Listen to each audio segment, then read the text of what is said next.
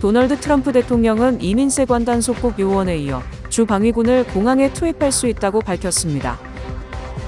저소득층 주거 지원 프로그램 확대를 둘러싸고 뉴욕시 정부와 시의회 사이의 갈등이 격화되고 있습니다. 인공지능 사용의 허용 및 금지 사례를 담은 교사용 초기 AI 지침서가 미국 최대 규모인 뉴욕시 공립학교 약 1,600곳에 적용될 예정입니다. 뉴욕시 아파트 도어맨과 건물 직원 약 34,000명이 다음 달 파업에 나설 가능성이 제기됐습니다.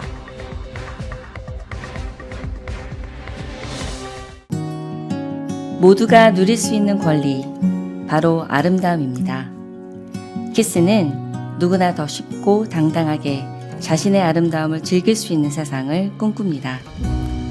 키스는 우리 모두의 미래가 더 아름답게 빛날 수 있도록 최선을 다할 것입니다.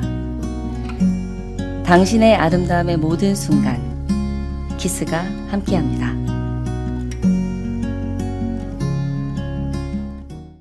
도널드 트럼프 대통령은 지난 25일 국토안보부 예산 처리 지연으로 공항 혼잡이 이어지는 상황과 관련해 이민세관 단속국 요원에 이어 주 방위군을 공항에 투입할 수 있다고 밝혔습니다. 트럼프 대통령은 이날 소셜미디어 트루스 소셜을 통해 공항의 혼란은 민주당 탓이라며 추가 지원을 위해 주 방위군을 소집할 수도 있다고 말했습니다. 이민 단속 정책 개혁을 둘러싼 공화 민주 양당의 이견으로 국토안보부 예산안 처리가 지연되면서 교통안전청 직원들의 급여 지급에 차질이 생겼고, 이로 인해 공항 보안 검색이 지연되는 사태가 이어지고 있습니다.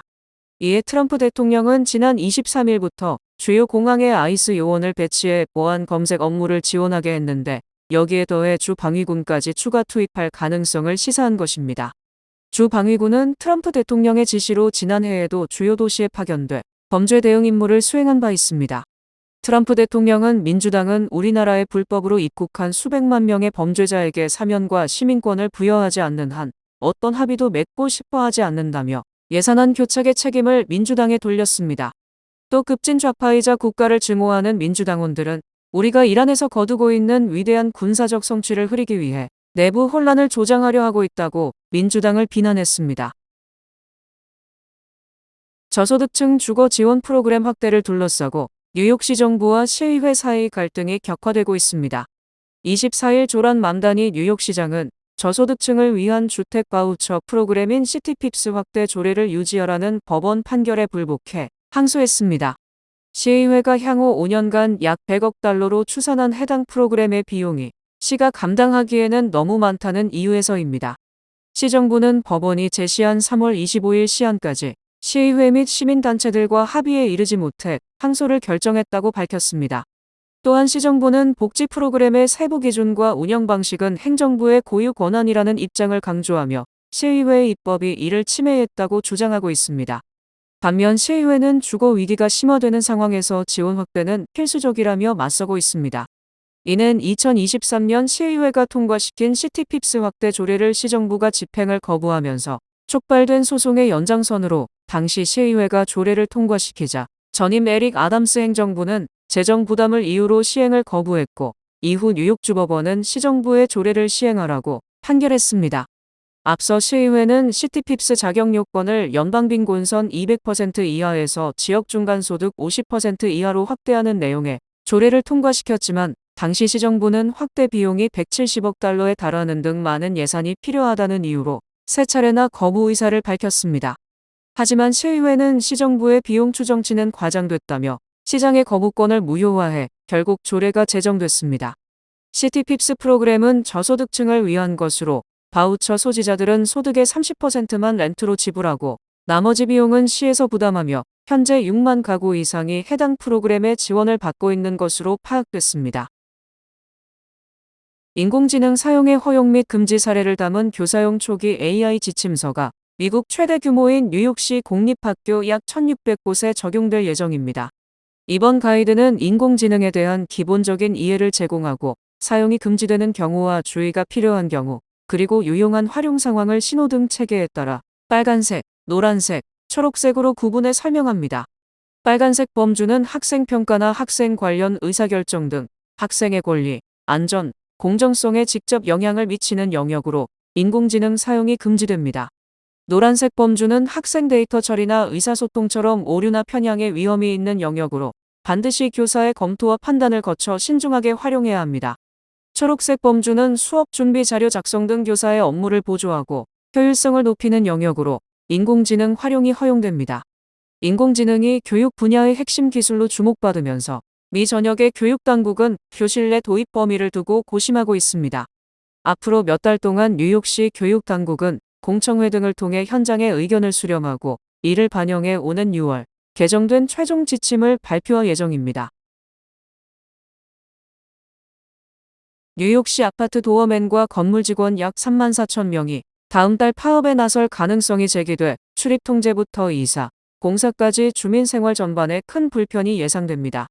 건물 직원 노조와 건물주 측 협의기구가 새로운 노동 계약을 두고 협상을 이어가는 가운데 기존 계약이 만료되는 다음 달 21일 이후 파업이 시작될 수 있다는 전망이 나오고 있습니다. 현재 뉴욕 전역 약 3,500개 코업과 콘도, 아파트 건물에는 서비스 축소 가능성을 알리는 공지가 전달된 상태입니다.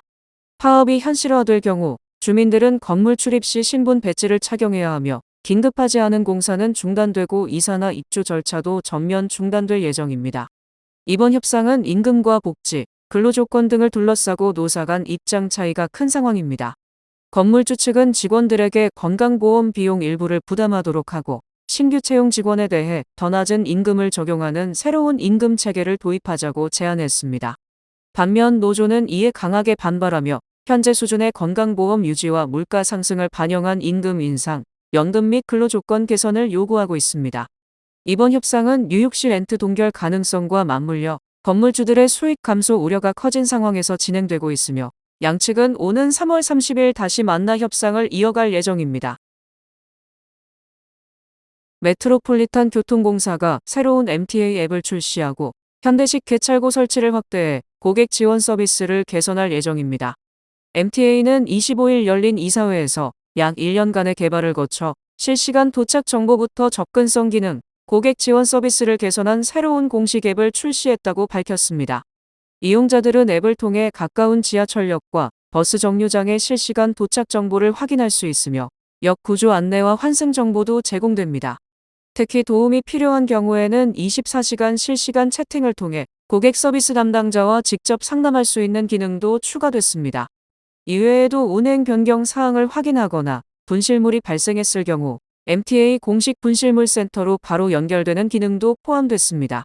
MTA는 앞으로 옴니 계정 관리와 이용 기록, 확인 기능 등 추가 서비스도 순차적으로 도입할 계획이며 이번 앱을 통해 대중교통 이용자들이 보다 정확한 정보를 바탕으로 이동할 수 있을 것으로 기대하고 있습니다.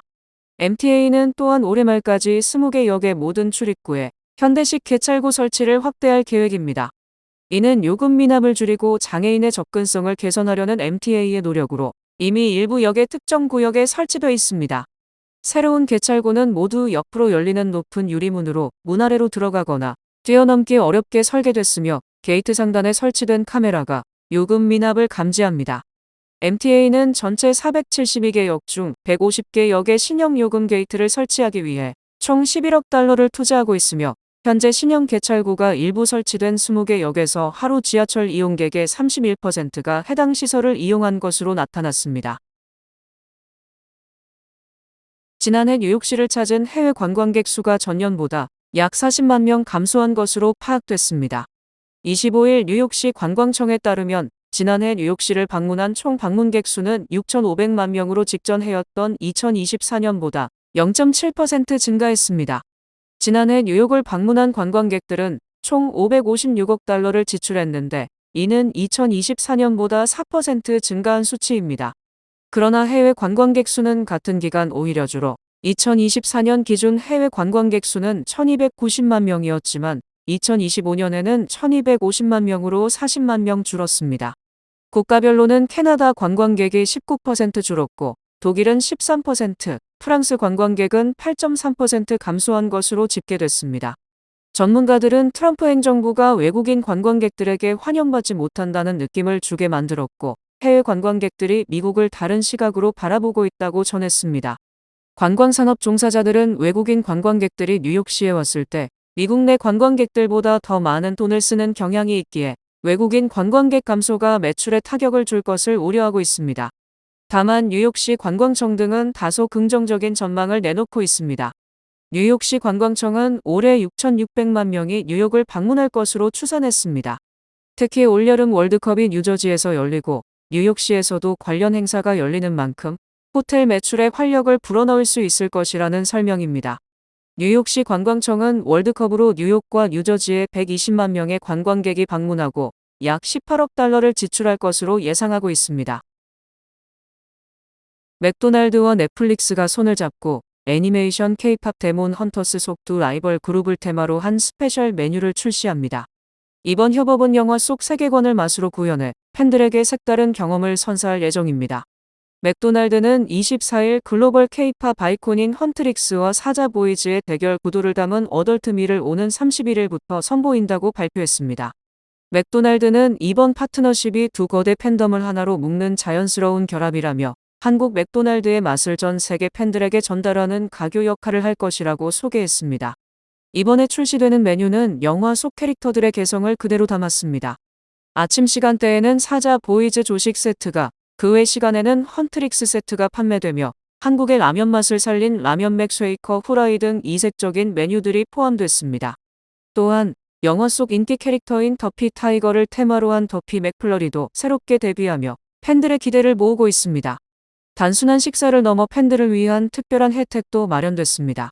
각 세트 메뉴에는 그룹별 독점 포토카드와 QR코드가 담긴 액세스 카드가 포함되어 팬들은 이를 통해 맥도날드 앱에서 독점 콘텐츠를 감상하고 팬들의 대결에서 최종 승리한 그룹이 전격 공개되는 특별한 순간을 함께하게 됩니다.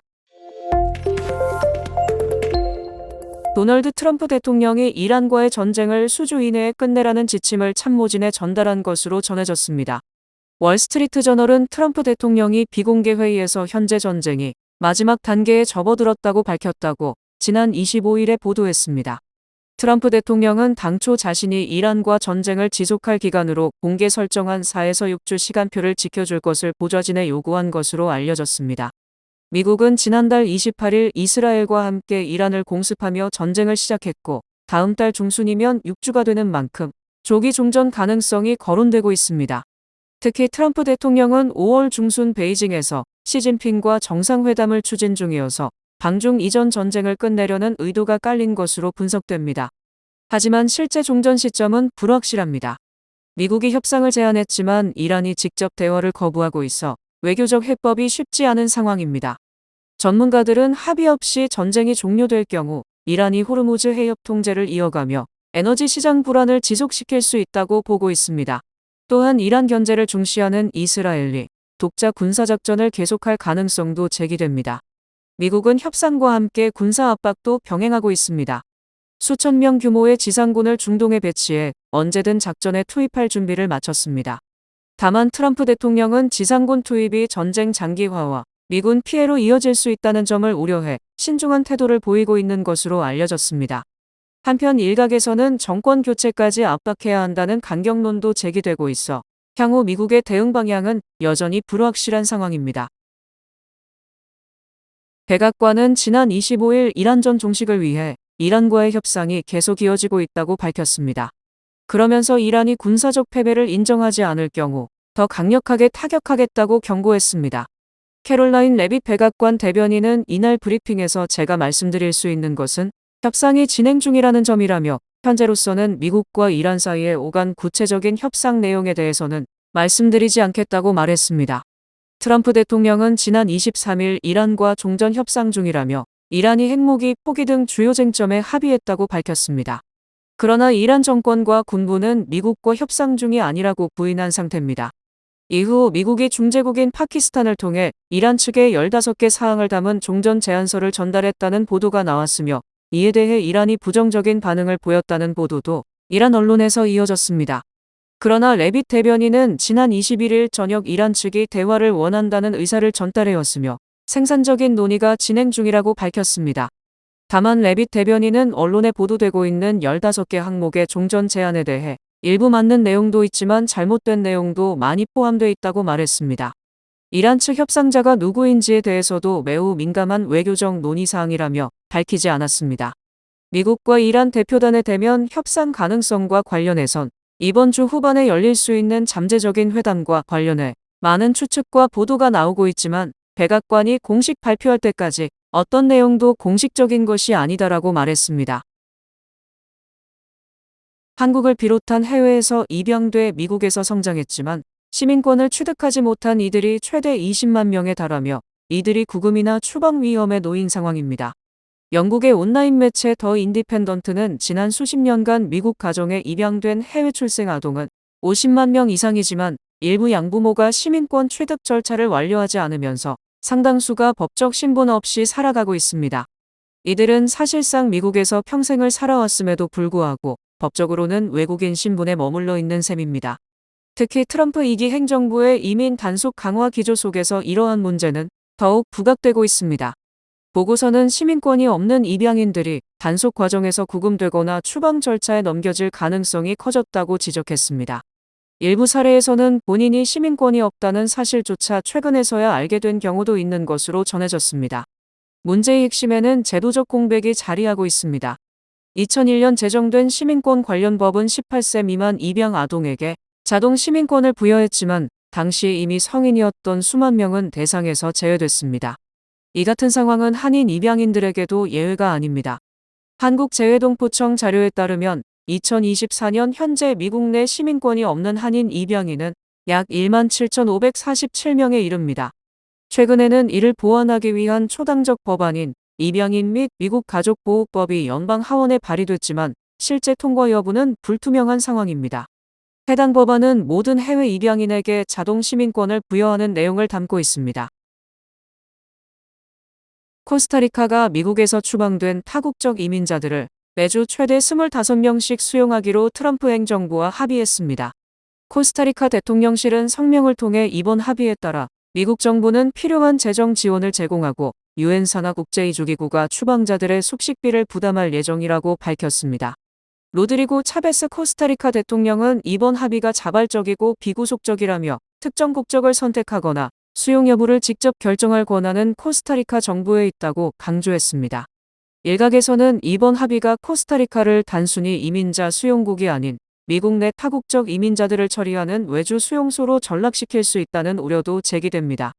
뉴욕타임스 보도에 따르면 지난해 코스타리카는 미국에서 추방된 200명을 수용했는데 이들 중 110명은 본국으로 돌아갔고 34명은 현지에서 망명을 신청했습니다.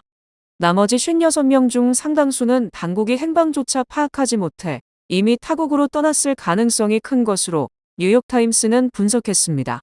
특히 과거 수용된 이들이 파나마 접경지의 비좁은 막사의 삶이 부실한 의료 서비스 등 열악한 환경에 노출됐던 사실이 알려지면서 비판의 목소리도 높습니다. 차량을 구매할 때 광고보다 가격이 더 올라가는 숨은 비용 논란과 관련해 연방거래위원회가 전국 자동차 딜러들의 경고장을 보냈습니다.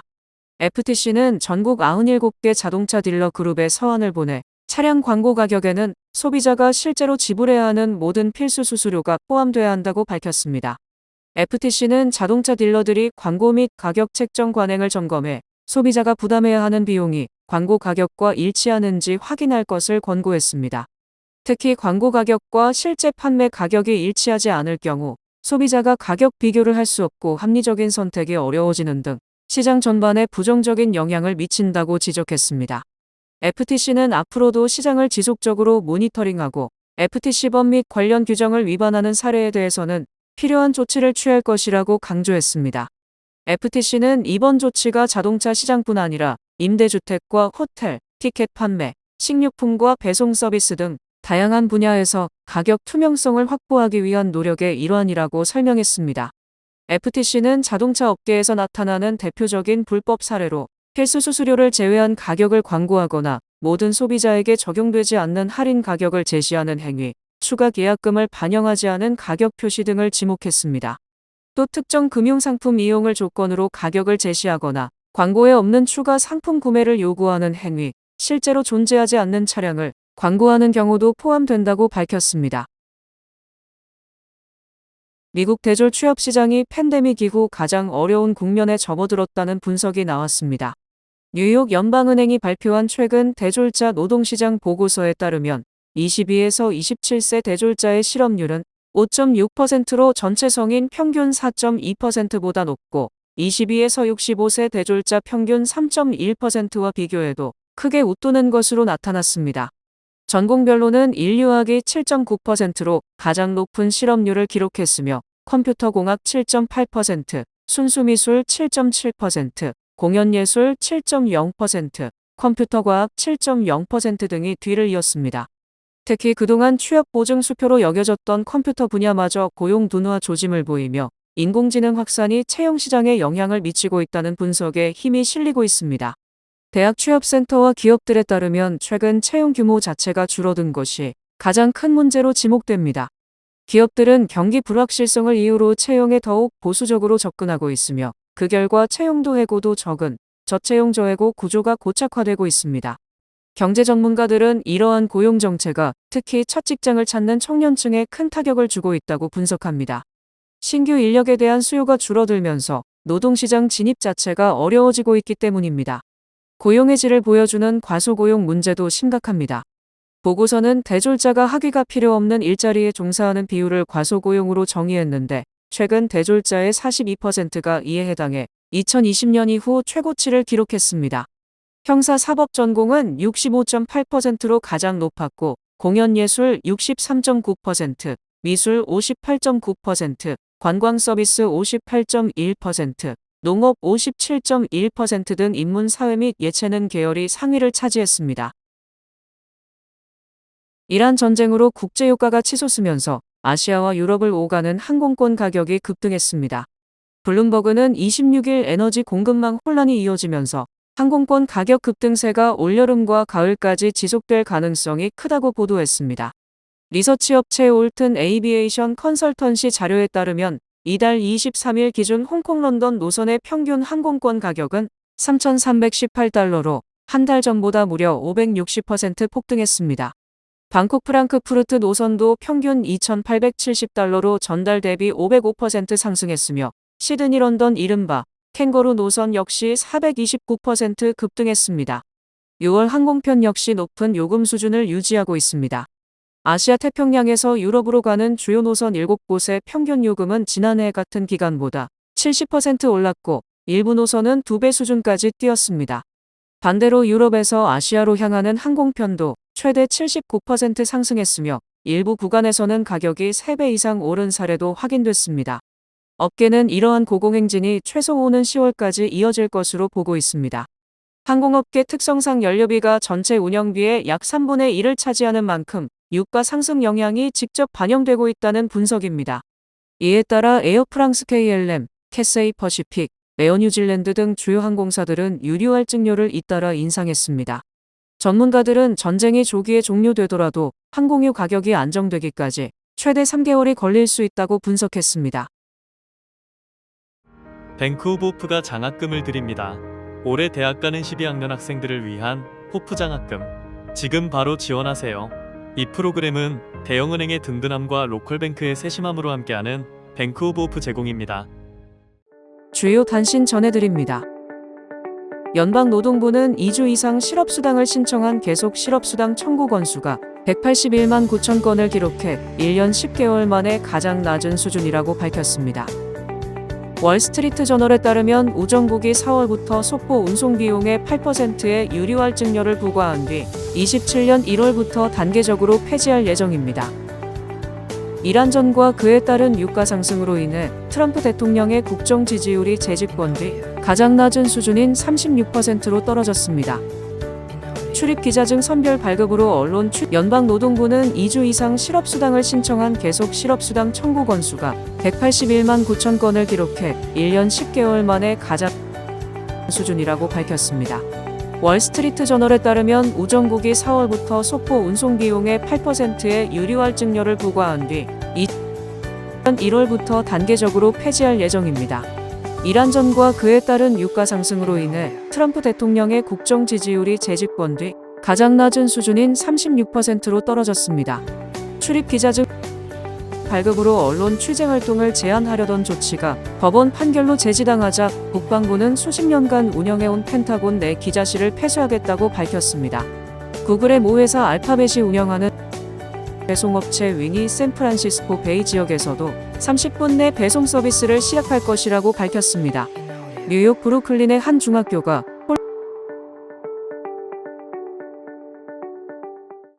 날씨 전해드립니다. 금요일인 내일은 비가 내리겠습니다. 낮 최고 기온은 58도, 최저 기온은 32도입니다. 해 뜨는 시간은 6시 48분, 해지는 시간은 7시 15분입니다. 이상으로 주간 날씨와 세계 날씨 전해드립니다.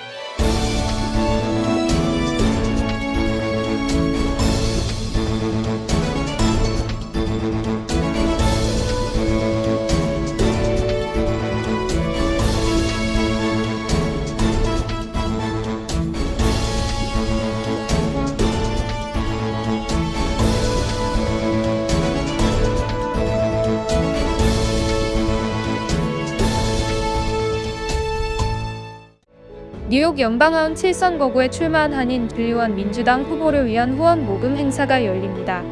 후원 모금 행사는 오는 27일 금요일 오후 6시 30분부터 8시까지 플러싱 디모스 연회장에서 진행됩니다. 최초의 한인 뉴욕 연방하원 의원이 탄생할 수 있도록 한인들의 적극적인 관심과 후원을 부탁드립니다.